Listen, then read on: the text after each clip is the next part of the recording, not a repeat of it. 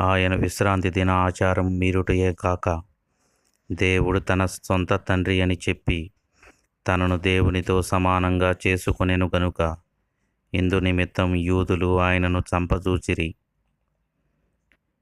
నేనును నా తండ్రియు ఏకమై ఉన్నాము అని వారితో చెప్పెను. యూదులు ఆయనను కొట్టవలెనని రాళ్ళు చేతులు పట్టుకొనగా యేసు, తండ్రి యొద్ద నుండి అనేకమైన మంచి సూచ్యక్రియలు మీకు చూపితిని.